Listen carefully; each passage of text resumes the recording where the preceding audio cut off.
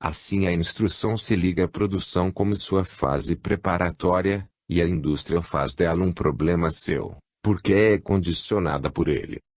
É certo que tudo isso é coerente perante o fim a que se propõe a sociedade. Mas para onde poderá levar-nos a lógica do desfrutamento racional em busca de rendimento econômico?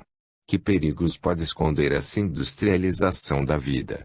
O método da linha de montagem que produz tantas unidades por hora, adapta-se à estrutura espiritual do homem, ou pode ser um suicídio para ele.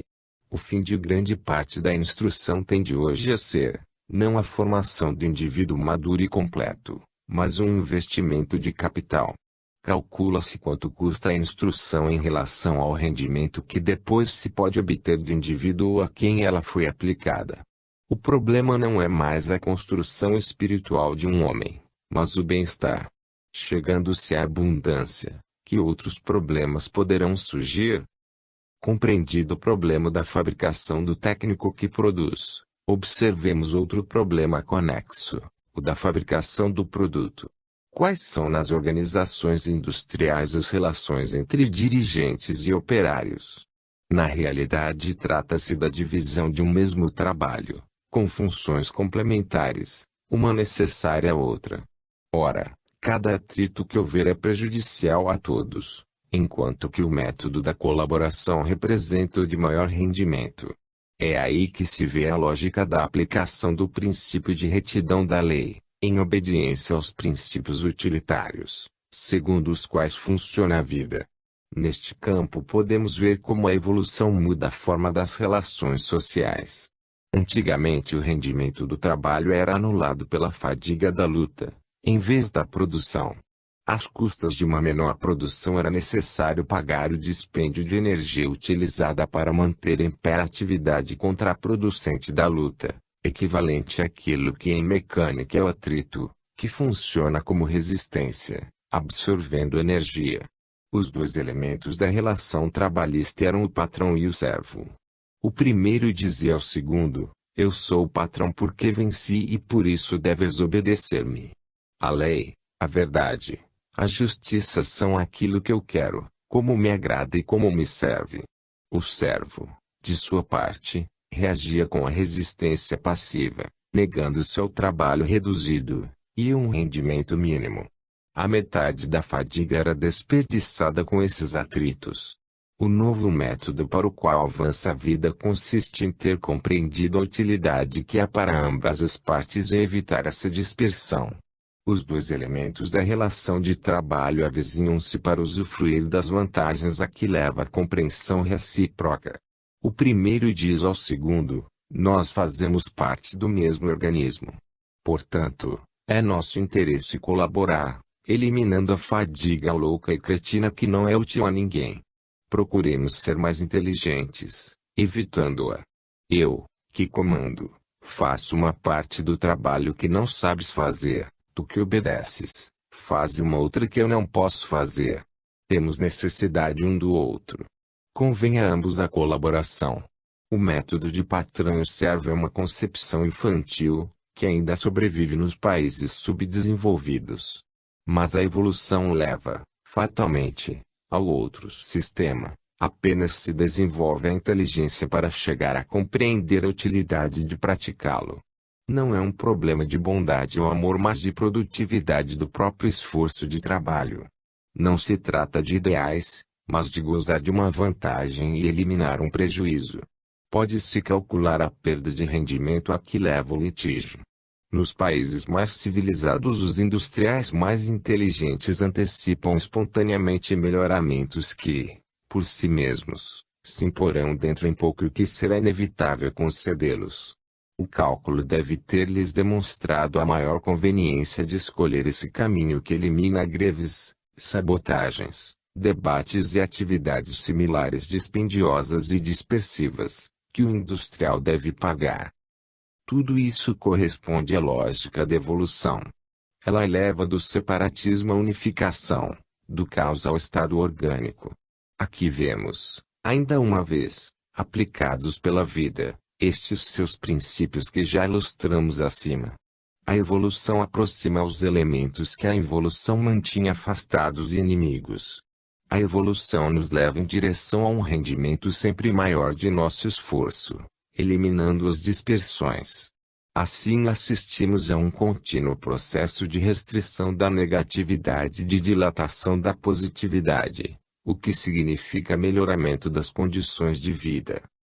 Fabricando-se o técnico para produzir e depois o produto a ser consumido, é necessário fabricar o consumidor que absorva a produção. Chegamos assim ao terceiro termo conclusivo do ciclo: escola, indústria, comércio.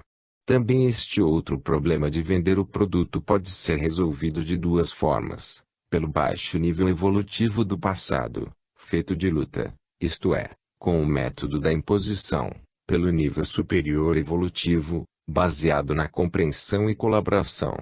Observemos agora, também na moderna organização comercial, o maior rendimento alcançável com o método da retidão, e, portanto, o valor dessa qualidade também neste campo. Diz-se que a propaganda é a alma do comércio. No estado genuíno ela deveria ser uma oferta de um produto útil ao consumidor, dado que ele paga, indo honestamente a seu encontro para satisfazê-lo. Em um regime de retidão e colaboração, deveria ser esse o dever do produtor. Em vez disso, no velho regime do tipo egoísta separatista, a finalidade é outra, isto é, a de poder obter a maior quantidade possível de dinheiro. O comprador é um material a conquistar do próprio interesse do produtor. O intercâmbio se implanta sobre um regime de luta. O produto não é oferecido no interesse do consumidor, mas no do produtor. É natural então que o egoísmo deste se contraponha ao do outro elemento e entre os dois se estabeleça um estado de inimizade. O comprador, perante o produtor que finge servi-lo, enquanto sua única finalidade é o lucro, reage com a desconfiança. Esta, por sua vez, interfere no comércio.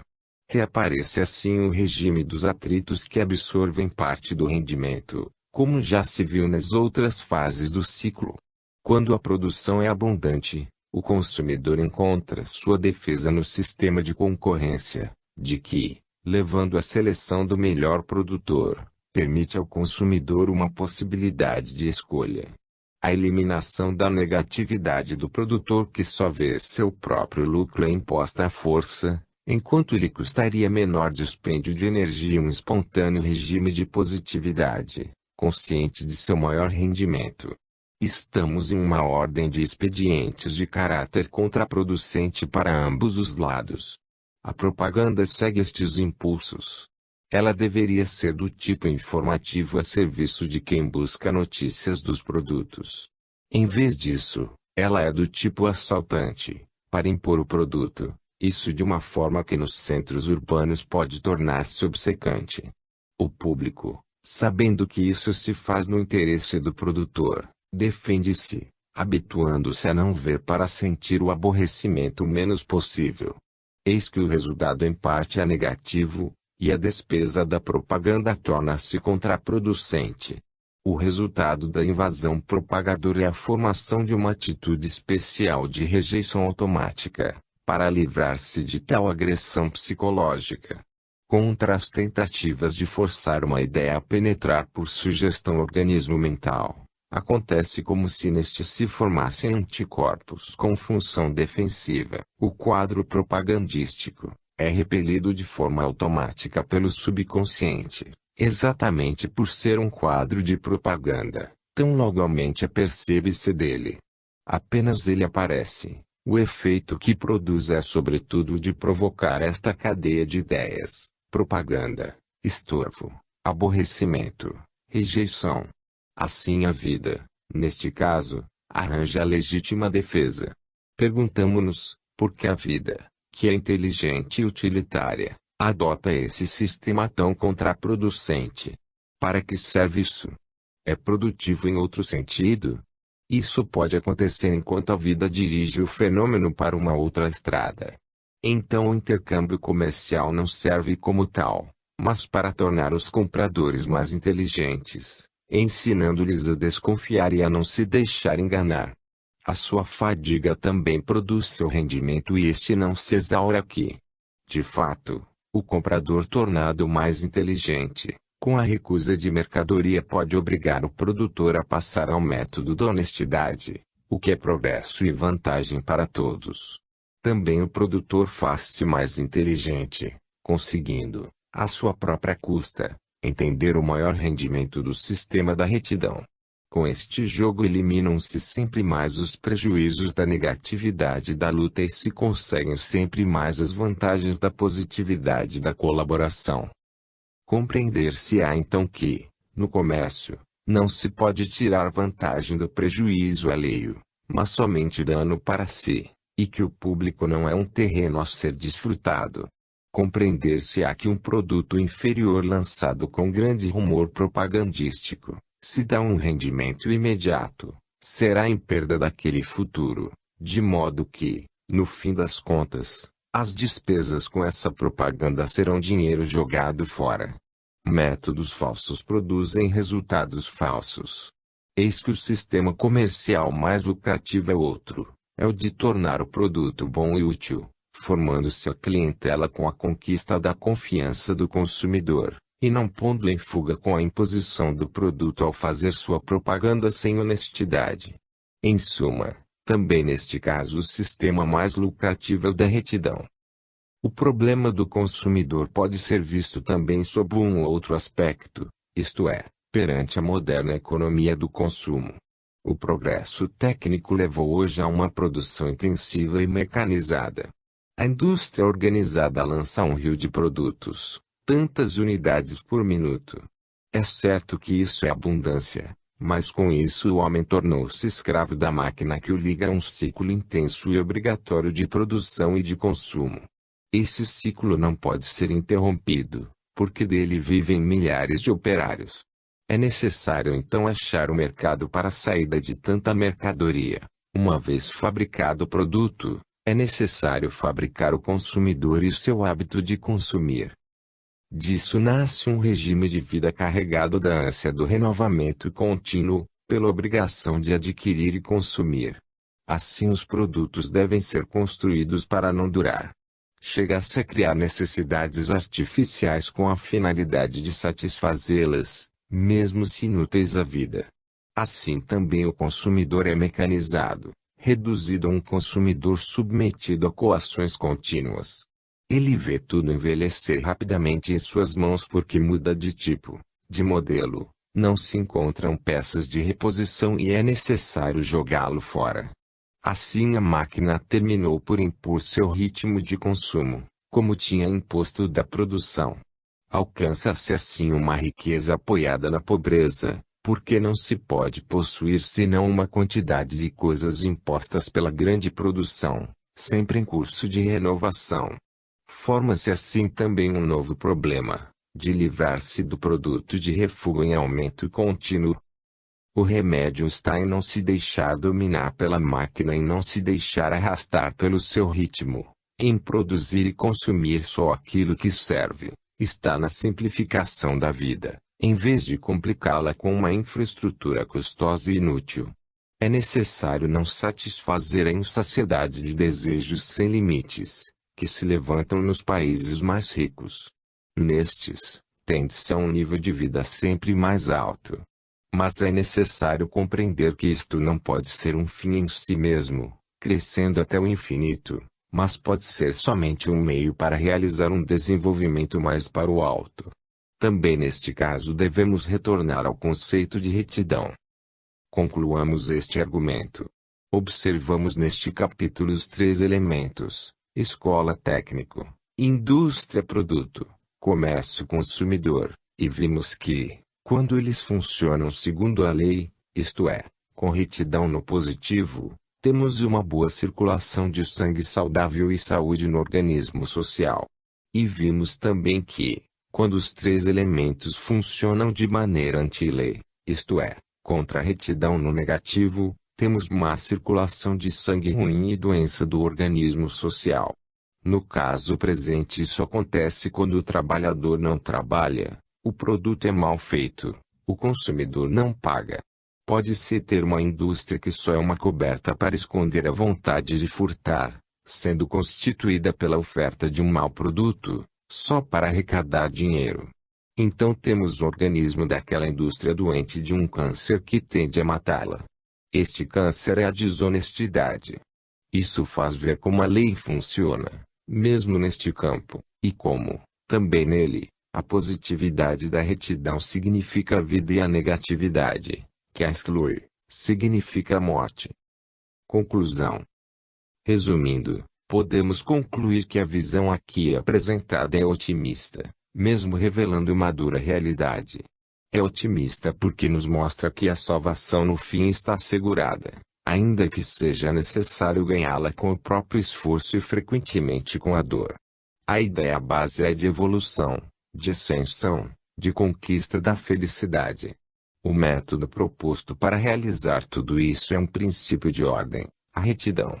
Para isto temos insistido em tal conceito, e é neste sentido que acreditamos na vida de hoje, dando um passo à frente. Antigamente a retidão era somente uma questão moral, hoje é biológica. Ela é ligada ao fenômeno da evolução e aparece agora porque se passa a uma nova fase, isto é, do nível evolutivo do passado a um superior.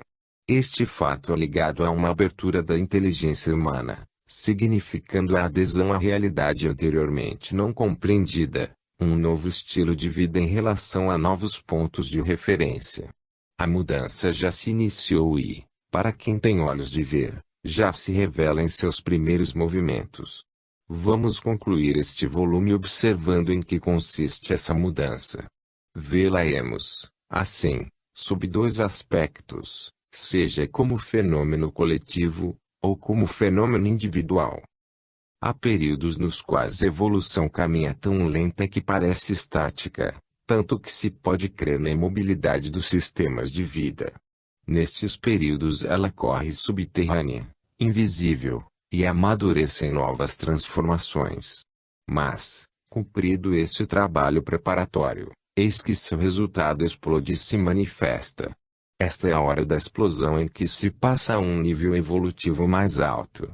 Esta passagem é de intenso movimento e de mudanças radicais, tomando aspecto revolucionário. O mundo encontra-se hoje a executar um desses saltos à frente. Estamos então em um movimento de revolução. Tratemos de compreender o que está sucedendo. E conhecida a técnica das revoluções, podemos daí analisar o desenvolvimento do fenômeno em cada uma de suas fases. As revoluções nascem como uma reação contra o velho regime e a primeira coisa que elas se propõem a fazer é destruí-lo. É necessário, portanto, mobilizar a seção dos destruidores. Vem então à tona o submundo da sociedade até agora amordaçado, e executa a devida função segundo sua especialização, que é a de destruir. Isso aconteceu na Revolução Francesa e Russa, como é frequente nestes casos. As revoluções tendem para o novo e sua primeira operação é a de limpar o terreno. Quais são esses elementos? São os negativos, anárquicos, caóticos, rebeldes, assaltantes etc. Sua trajetória é descendente. A vida chama e eles respondem ao apelo, que concorda com sua própria natureza negativa. Os positivos não concordam e assim não respondem a nenhum apelo destruidor. O resultado é que os primeiros, os negativos, desejosos de se realizarem seguindo a própria negatividade, executam perfeitamente a função destruidora para a qual foram chamados. Terminado esse trabalho, que é feito deles, eles satisfizeram seu negativismo, alimentaram-no e aumentaram-no, tornaram-se ainda mais negativos, o que significa permanecer dominados por ele. Então, completa a sua função, eles são rejeitados pela vida, ou melhor, são liquidados por seu próprio negativismo que se volta contra eles. Este é de fato o fim dos iniciadores das revoluções. Ora, a fase atual é a de limpeza do terreno. E depois, superada essa fase, a vida segue em frente. Sua finalidade é positiva, sempre construtiva. Assim, A vida mobiliza a seção dos construtores e entra em ação a onda dos positivos, os adaptados à construção. Isso não pode acontecer senão em um segundo tempo, quando os destruidores, depois de limpo o terreno, se afastam. Hoje estamos na primeira fase, mas a lógica do fenômeno indica-nos qual será a sucessiva. Não se iludam, portanto, os atuais destruidores. Terminada a sua função, eles devem ir embora. A sua natureza e ação estão em descida, portanto não podem produzir senão frutos negativos, destrutivos para todos, mesmo para eles. Pode um câncer, mesmo vencendo-o, ter vida longa? É assim que deverá passar a moda atual dos jovens contestadores. Eles se desafogam, se satisfazem, cumprem sua função, mas não compreendem que seu destino é a liquidação. Mas, se compreendessem, não executariam sua função.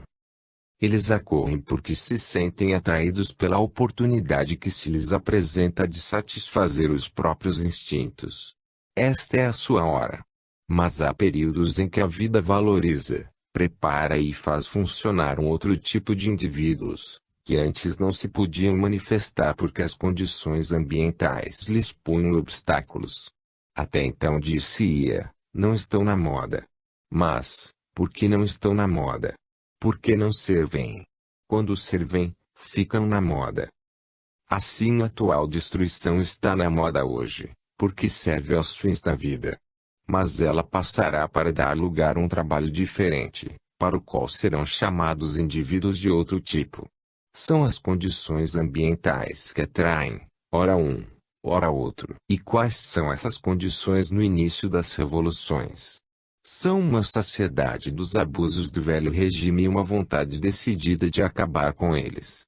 Quando o sistema causa danos não mais suportáveis e o ambiente está saturado, supera-se o limite de paciência e explode a reação corretiva do erro, que reorienta para o positivo a trajetória torta do negativo. Isto é o que está acontecendo hoje. A atual revolução representa a reação corretiva dos erros do passado. A posição de cada momento da história é um anel de uma cadeia de momentos sucessivos, ligados em desenvolvimento lógico, em vista das metas que a vida quer alcançar. Cada salto avante é uma revolução.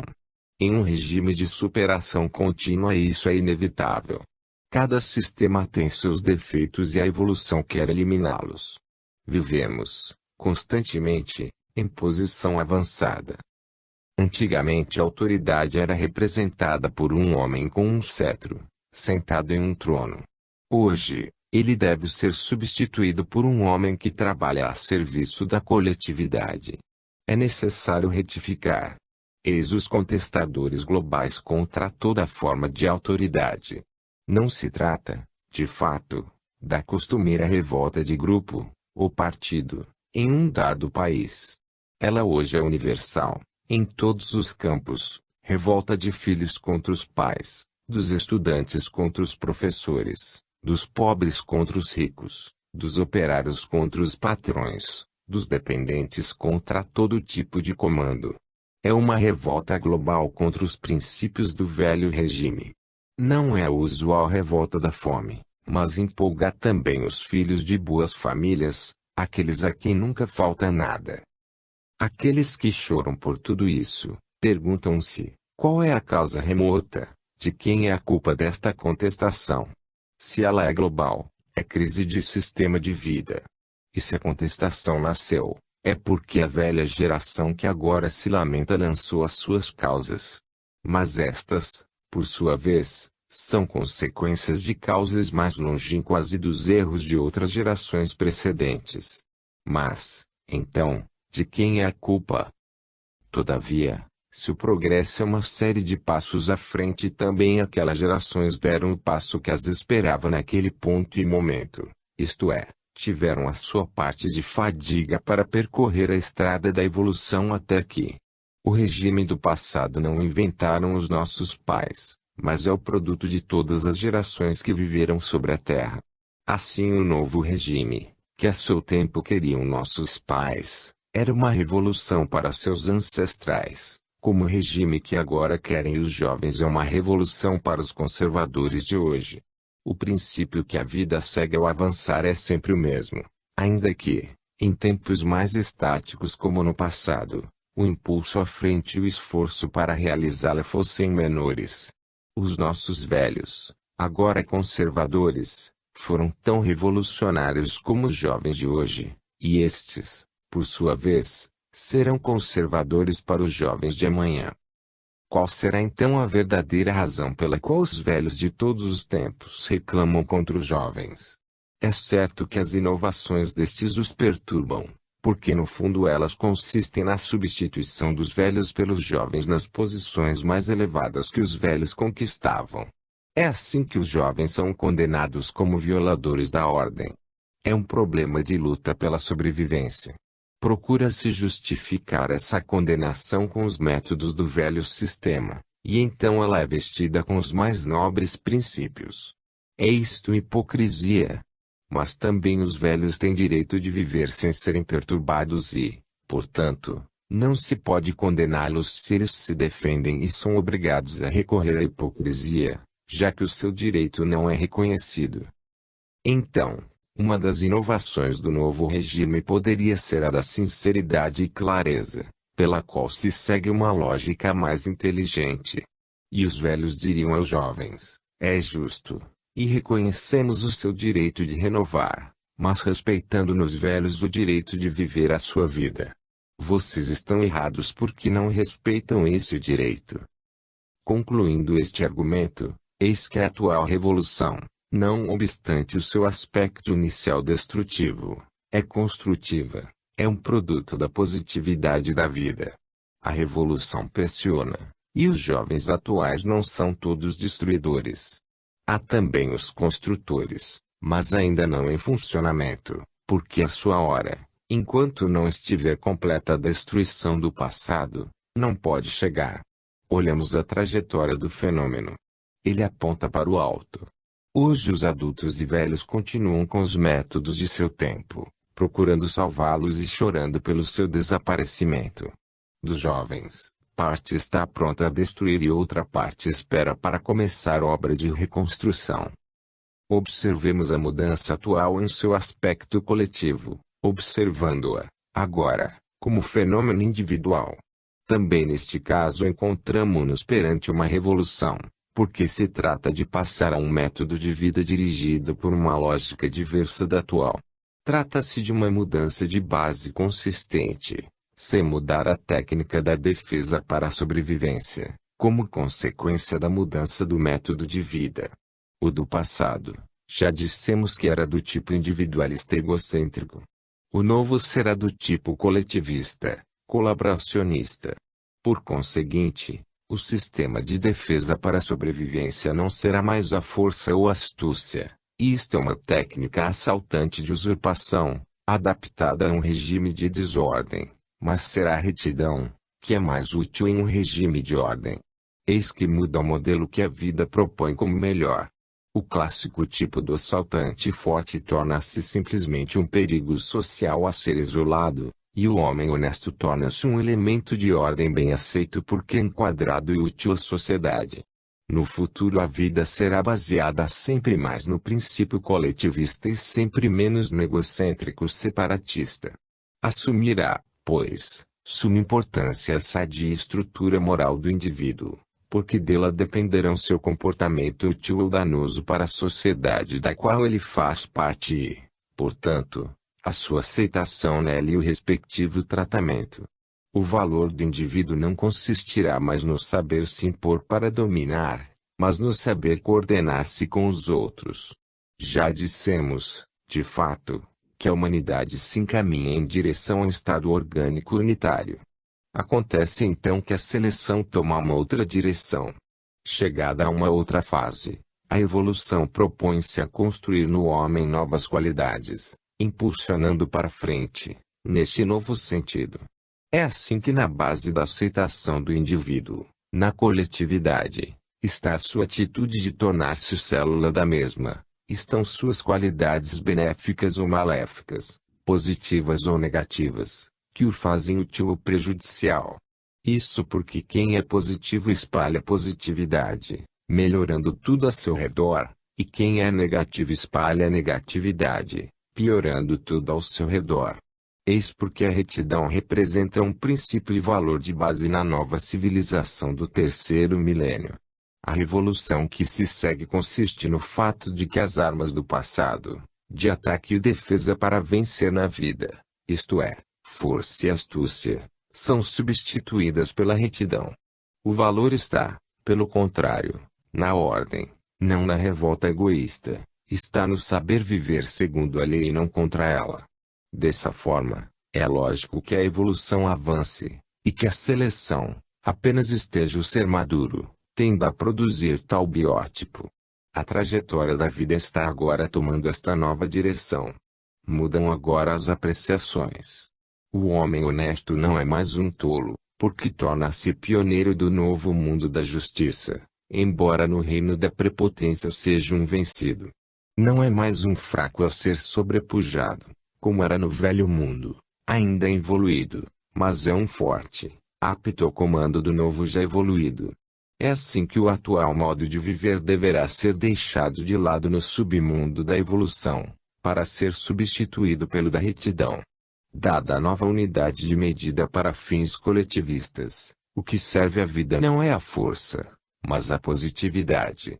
Em suma, poderemos defender nossa vida com métodos totalmente diversos daqueles do passado, isto é, mais íntimos e profundos, dirigindo as nossas ações em sentido positivo e benéfico, em vez de em sentido negativo e maléfico. Trata-se de uma estratégia mais poderosa, porque mais sutil, penetra e age sobre as causas. De resto é lógico que, diferente da lei do indivíduo que vive de interesses isolados, limitados ao seu eu, deva ser a lei daquele que vive como elemento componente de um organismo coletivo. O problema da defesa torna-se um problema de estrutura da personalidade do indivíduo e de suas qualidades positivas ou negativas. A nova arma consistirá em não em adicionar ao organismo físico instrumentos exteriores de luta, mas em enriquecê-lo interiormente de qualidades positivas. A vida naturalmente é cheia de assaltos e perigos e não se pode criar para ela, de propósito, um ambiente imunizado. Ela constrói então um indivíduo capaz, por si mesmo de resistir, seguindo uma nova técnica defensiva.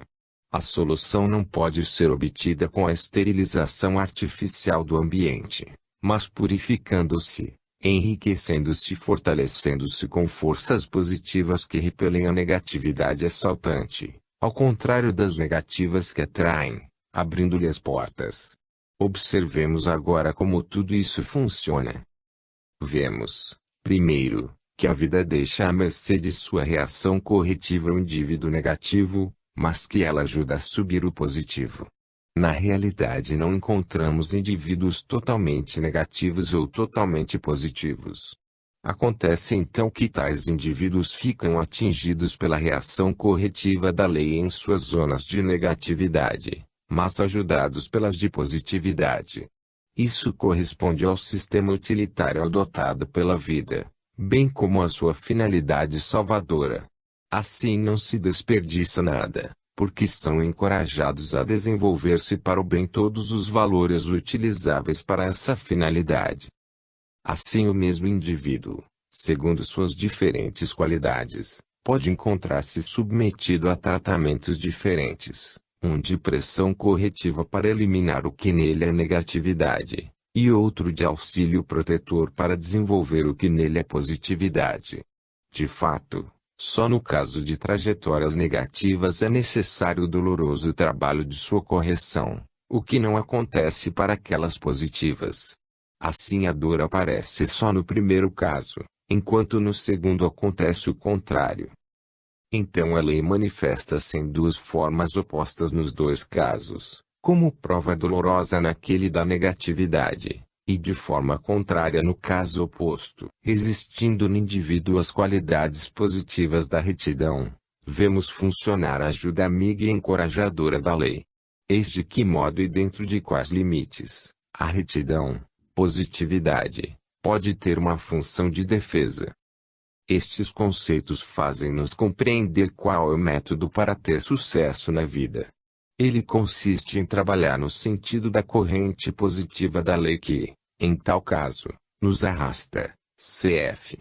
Capítulo V. Enquanto ela nos dificultará se fizermos o contrário, ao colocarmos-nos na corrente negativa, anti-lei.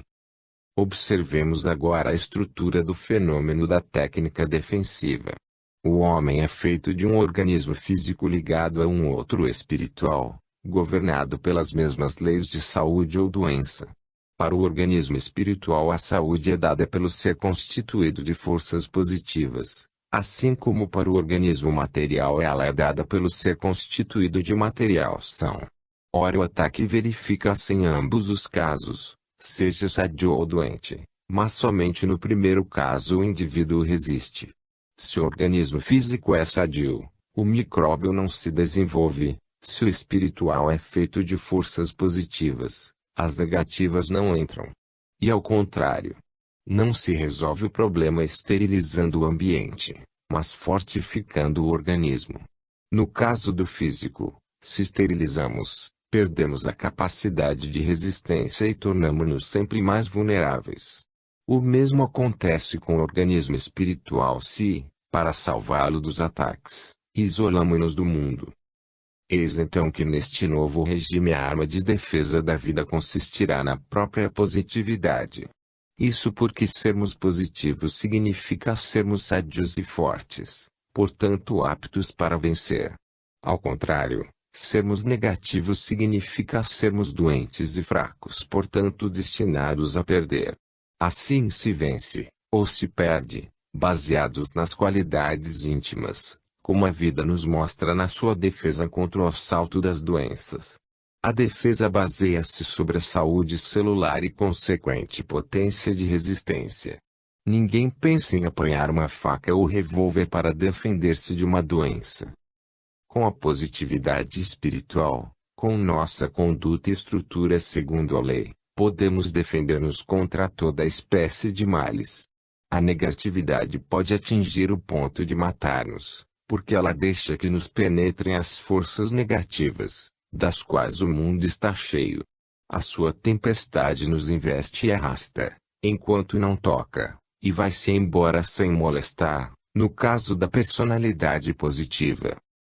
Acontece então que, quanto mais evoluído é o ser, tanto menos ele é purificado da negatividade, portanto ressente-se dos assaltos, perigos e dores. E acontece também que, quanto mais evoluído é o ser, tanto mais ele é saturado de positividade, e daí defendido contra o mal. O papel da evolução é o de redimir-nos da negatividade, eliminando-a pouco, até transformá-la toda em positividade. Aquele longo percurso leva-nos assim a libertar-nos do mal e à conquista do bem. Então, quanto mais aperfeiçoado é o ser, tanto mais protegida é a sua vida. É necessário compreender que quanto mais se chega ao mal, mais a causa está em nossa negatividade e isso pode se eliminar ou impedir que aconteça, eliminando ou impedindo que se forme essa negatividade. Dela depende a nossa vulnerabilidade e daí o fato de sermos atingidos. O segredo do bem-estar está em ser constituído de forças positivas. A superioridade do homem evoluído está em sua positividade. Esta é sua arma para vencer na vida. Não se trata de abstrações ideais, ou dissertações moralistas, mas um método, cujas vantagens se pode experimentar, quando bem usado. Mas, exatamente o que significam positividade e negatividade? A primeira quer dizer retidão em todas as qualidades constituintes da personalidade, e a segunda o abuso ou mau uso daquelas qualidades. Qualquer das forças ou impulsos componentes da personalidade podem ser dirigidos no sentido da lei ou em sentido anti-lei. Isso para cada tipo de pensamentos, de motivações, de atividades, que corresponde ao conceito de pecado, posição anti-lei. Penitência é a correção de uma trajetória, da direção negativa à positiva.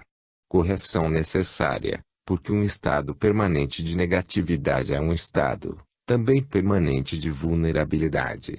Como se vê, trata-se de um conceito básico para a defesa da vida. Daí a sua importância. Isso corresponde ao título desta obra, Como Orientar a Própria Vida.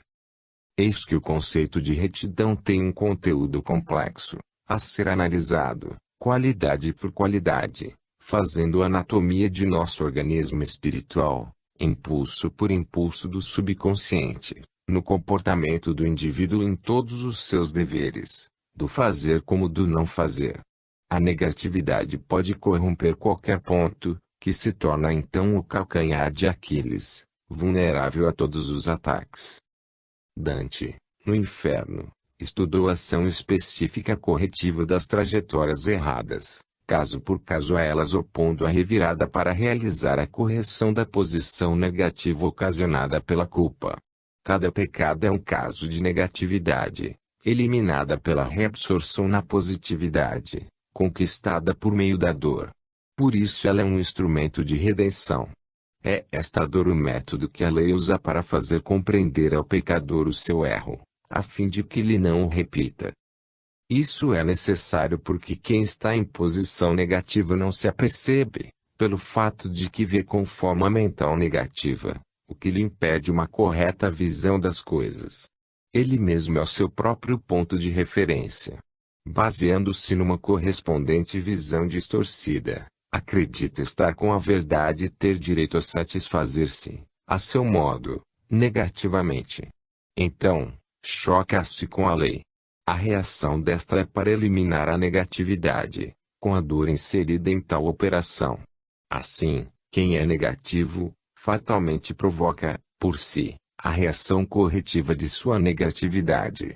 E automaticamente funciona o processo de sua redenção.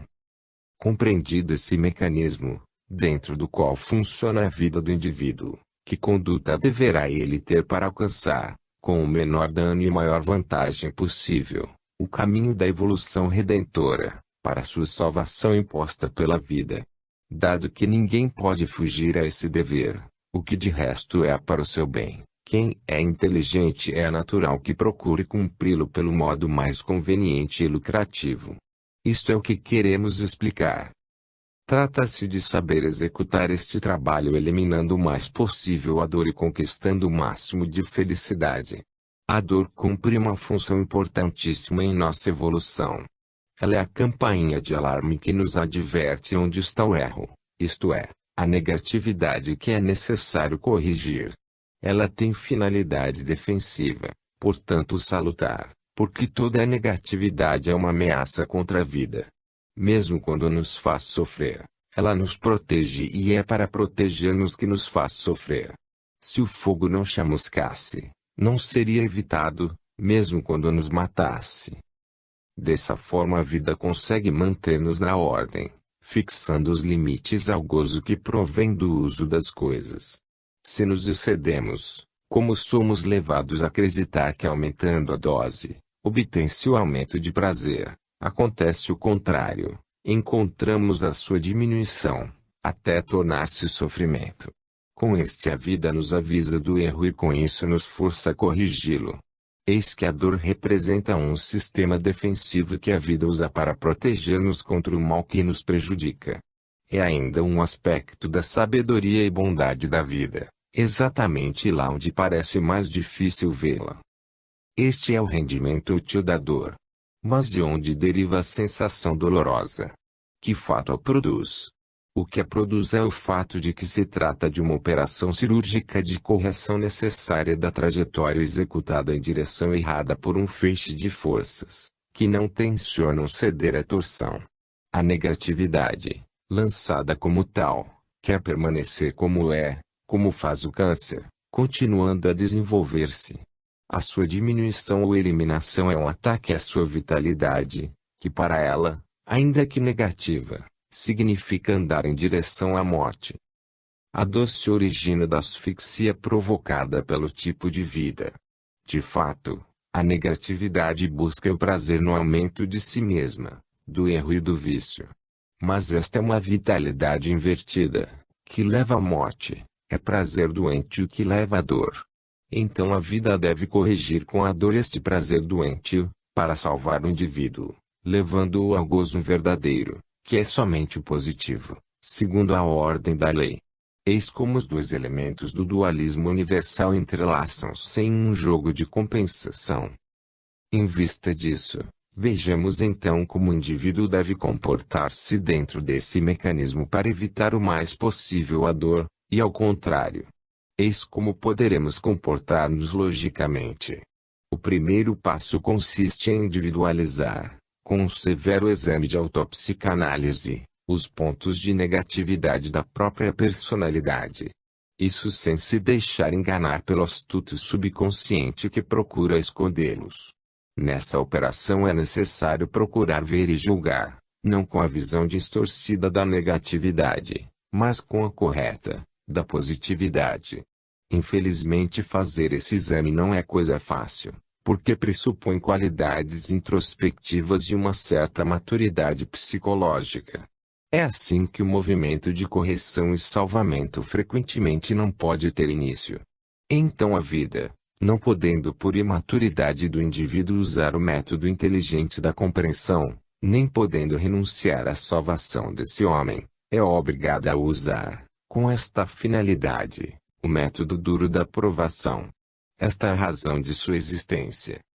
O segundo passo consiste em preparar-se para executar espontaneamente a operação dolorosa da correção da trajetória errada, sem esperar a intervenção forçosa por parte da lei, operação tanto mais dolorosa quanto mais imposta à força, porque o indivíduo aí se rebela. Trata-se de trabalhar de acordo com a lei, secundando-lhe a ação corretiva, em vez de resistir-lhe. É necessário compreender que a lei nos protege e que é de nosso interesse segui-la, sendo nosso prejuízo resisti-la, porque ela então nos constrange a fazer à força aquilo que poderíamos fazer pacificamente, obedecendo-lhe. É necessário compreender que, se não a seguimos, arruinamo-nos. E para que isso não aconteça que ela nos constringe. Nisso, um cérebro de tipo negativo, exatamente porque o é, pode ver maldade e vingança. Perguntamos, em mau cirurgião que nos opera para salvar-nos, dando-nos vida e saúde? Exatamente porque o indivíduo está doente de negatividade, que não compreende a bondade do cirurgião e, daí, resiste-lhe. Este, sabendo que a operação é necessária para salvar o doente, amarra-o ao leito e opera à força, deixando-o gritar, salvando-o. Com o ser que não quer se salvar, e a lei que quer salvá-lo, que pode fazer esta senão salvá-lo à força? Com o sistema de compreensão do problema e espontânea adesão à lei, consegue-se o resultado de correção com muito menos trabalho. O esforço evolutivo, então, dá muito maior rendimento. Não somos mais penitentes encarcerados, mas seres livres e conscientes, colaboradores da lei. Este sistema de autodirigir-se vivendo uma vida planificada por si mesmo, seguindo a lei com conhecimento, pelo que se percorre com menos fadiga o caminho da evolução, será o sistema inteligente seguido pelo homem evoluído do porvir. Segunda parte. Análise dos casos verídicos. Introdução. Orientação. O presente volume confirma e desenvolve o precedente. Como orientar a própria vida. O objetivo de ambos é de mostrar, racionalmente, sem qualquer premissa gratuita, baseando-se na lógica e nos fatos, a utilidade de seguir uma conduta moral reta. Eis a novidade, que poderá parecer revolucionária. Estes livros nos mostram qual deve ser o comportamento correto, baseando-se sobre um princípio diretivo, completamente diverso daquele vigente no passado. Trata-se de uma transformação hoje em ação, não superficial e formal, como geralmente costumava acontecer no passado, mas substancial e de base, porque de tipo biológico, de vez que cobre toda a personalidade humana. A mudança é substancial porque não se verifica apoiando-se no mesmo nível evolutivo, mas transportando-se a um nível superior. Este fato deriva de uma transformação de forma mental, isto é, do instrumento psíquico pelo qual o homem concebe seu mundo. É natural, então, que um ser evolutivamente mais maduro possa viver aplicando princípios que inicialmente não era capaz de conceber e que somente agora pode compreender e seguir. Portanto, a base do fenômeno ético que aqui estudamos é positivamente biológica. Tal mudança é um fato que se está verificando e que não pode deixar de ser admitido por qualquer um que tenha olhos para ver. Procuremos entendê-lo. A princípio havia a luta pela vida. Deste ponto de partida, que levava a uma necessidade de contatos, desenvolveu-se, através de distinções e complicações progressivas, a técnica das relações sociais. Originalmente o modelo daquelas relações era agressivo e defensivo, isto é, do tipo guerreiro. Disso derivava que o valor individual era dado pela força. Nela baseava-se a ética do primitivo. Este princípio é tão fundamental que até hoje sobrevive. Por ele um direito não tem valor se não se faz valer por uma força.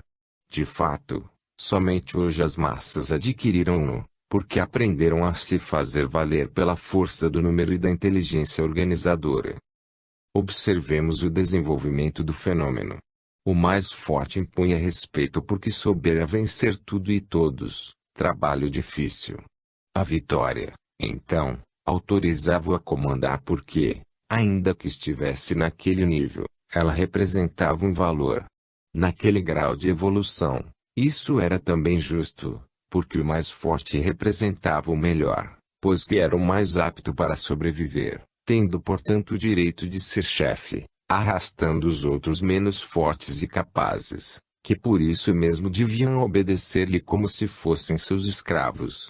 Tal chefe certamente era egoísta e comandava por si só, mas ainda que de forma tão primitiva ele começava a fixar o conceito de autoridade, dependendo dele a manutenção de uma ordem necessária à convivência.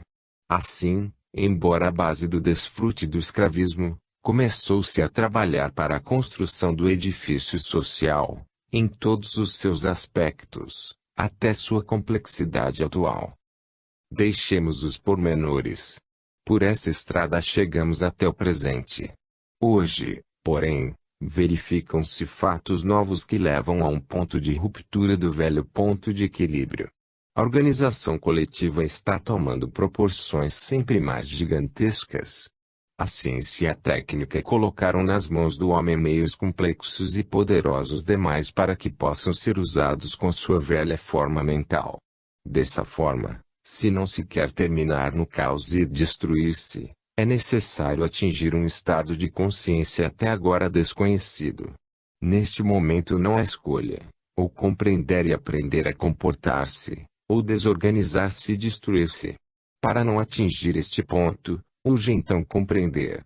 O chefe não pode mais ser do tipo antigo, um conquistador do poder, que ele detém para a dominação de seus dependentes. Aparece a necessidade de um novo método de comando, de poder, de autoridade, não mais aquele de domínio por parte do mais forte, que foi o vencedor, mas daquele de funções sociais a serviço da coletividade. Eis porque os velhos conceitos vigentes no passado estão hoje em crise e os jovens estão processando rapidamente sua liquidação. Tudo isso não nos autoriza a condenar o passado. Em relação ao seu tempo não foi um erro, mas uma fase necessária de desenvolvimento, como é a infância para o homem adulto. A seu tempo, aquele sistema funcionava bem porque era proporcional ao estado infantil da humanidade. Mas hoje, em uma fase mais desenvolvida, não pode mais ser assim e não há conservadorismo que possa fazer valer aquilo que não tem mais serventia para a vida. E inútil chorar e resistir. Isto é o que fatalmente deve acontecer e que está acontecendo. Consideremos como funciona a vida. Ao homem, frequentemente, basta enunciar a palavra ou o pensamento sobre a evolução, em vez de agir. A vida, ao contrário, não se expressa com palavras, mas com fatos. Seu pensamento está escondido e não podemos ver senão quando este se manifesta pela ação. A vida não faz a teoria da revolução, mas faz a revolução. isto é, não fala de mudanças, mas as realiza. Para suprimir a ideia, suprime a pessoa que a sustém, e assim por diante. Hoje, quando a vida se move sobre este caminho de realizações, ela está decidida a levá-las a cabo sem dar explicações. Seu pensamento, se o quisermos ver, vê-lo-emos escrito nos fatos. Confrontemos agora a velha fase evolutiva com a nova para vermos em que consiste a passagem de uma para outra. Antes de tudo podemos dizer que não existe oposição real entre a velha situação e a nova. A vida, em sua evolução, não toma hoje uma direção diversa daquela do passado, apenas mudou a maneira de proceder, tornou-se diferente. A estrada que a vida percorre é uma só, mas agora atingiu um ponto em que se apresenta mais larga, diversamente situada, aberta em direção a outros horizontes. Na atual revolução, não acontece senão uma passagem para uma zona mais avançada. Como era feito o velho sistema diretor da conduta humana? Havia tomado as duas formas que a vida possui, a do macho, isto é, da força, e a da fêmea, isto é, da astúcia. No sistema de luta do mundo animal, encontramos o germe deste fenômeno. Surge assim o poder civil e o religioso, ambos presentes desde o início da humanidade. Mas, como dissemos que um direito não tem valor se não se faz valer por uma força, assim não tem valor um poder que não está armado para impor-se. Eis porque cada um dos dois devia possuir uma arma. Qual era? Acima dissemos que os vencedores submetiam os povos, reduzindo-os a seus escravos, assim criando e mantendo a ordem sob seu domínio. As relações sociais eram, portanto, do tipo amo-servo. O rei era o chefe que comandava todos. Este era o modelo macho de domínio, baseado na força. Mas a vida oferecia também um outro modelo, aquele do tipo feminino, baseado na astúcia, que já cumpria sua função, porquanto representa os primeiros degraus do desenvolvimento da inteligência. Formou-se assim em nome do invisível, do mistério, do além, um outro tipo de chefe que criava e mantinha a ordem sob seu domínio. A princípio as duas funções podiam estar unidas na mesma pessoa, de modo que o feiticeiro era um chefe e o rei era um deus.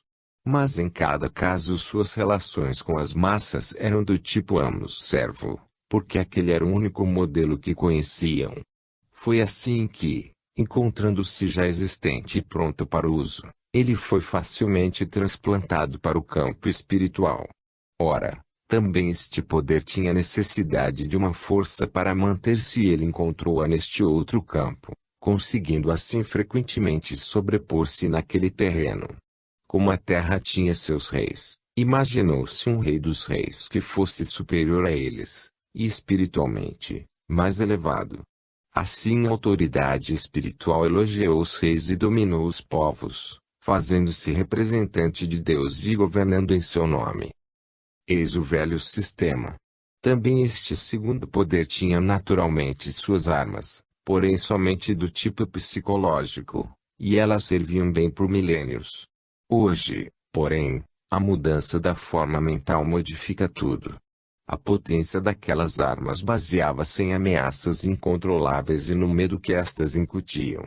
Elas necessitavam da sugestionabilidade das massas, portanto de sua fé, que desmorona tão logo se desenvolva o espírito crítico e veja as coisas, mais profundamente, com outros olhos.